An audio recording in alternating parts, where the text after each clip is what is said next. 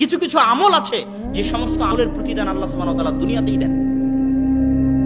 তার মধ্যে একটা খারাপ আমল আছে যে খারাপ আমলের শাস্তি এত দ্রুত কোন খারাপ আমলের শাস্তি আল্লাহ সুবহানাহু ওয়া তাআলা দুনিয়াতে দেন না। সহিহ ইবনে হিব্বানের হাদিস। কিন্তু দুটি আমলের শাস্তি আল্লাহ সুবহানাহু ওয়া তাআলা অতি দ্রুত দুনিয়াতেই বাস্তবায়ন করেন। এক, পিতামাতার অবাধ্য হয়ে চলে যে তার প্রতিদান আল্লাহ তাকে দুনিয়াতেই দিবেন। সে তার চোখে দেখতে পাবে পিতামাতার অবাধ্যতার প্রতিদান। হয় তার সন্তান তার অবাধ্য হয়ে যাবে, ও যদি ওর বাপকে বৃদ্ধাশ্রমে রেখে আসবে ওর সন্তান ওকে বৃদ্ধাশ্রমে রেখে আসবে, না হয় কোনো না কোনো মাধ্যমে আল্লাহ পিতামাতার অবাধ্যতার শাস্তি দুনিয়াতেই দিবেন।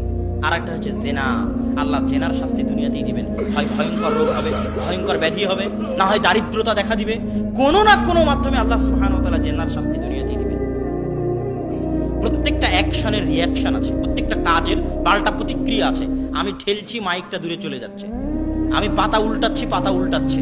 আমি টেবিল ঠেলছি, টেবিল দূরে চলে যাচ্ছে।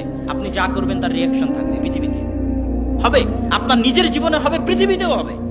যখন ঈসা এবং ইমাম মাহদি আসবেন, 7 বছর আদল ন্যায় পরায়ণের শাসন যখন দুনিয়াতে কায়েম করবেন, তখন একটা গরুর দুধ খাবে একটা গ্রাম, একটা বংশ, একটা ডালিম খাবে একটা গ্রাম, একটা বংশ। কেন? এতদিন পৃথিবীতে মানুষের গুনাহের কারণে পৃথিবীতে বরকত ছিল না, পৃথিবীতে রহমত ছিল না। এই জন্য গরুর দুধে, জমির ধানে, ডালিমে বরকত হয়নি, উঠে গেছে মানুষের গুনাহের কারণে। পৃথিবীতে শাস্তি এসেছে, ভূমিকম্প এসেছে, জলোচ্ছ্বাস এসেছে মানুষের পাপের কারণে।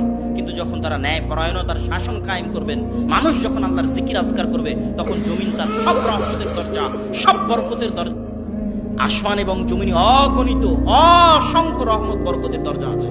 যে আল্লাহর তাওহীদ কায়েম করবে, আল্লাহ তার জন্য মুক্ত করে দিবে। কে জানতো মরুভূমির ওই সমস্ত ফকির মিসকিন যাদের কাছে কিছুই ছিল না, তাদের মরুভূমির নিচে আল্লাহ তেল দিয়ে দিবেন? কে জানতো? ইন্নাল্লাহা আলা কুল্লি শাইইন কাদির।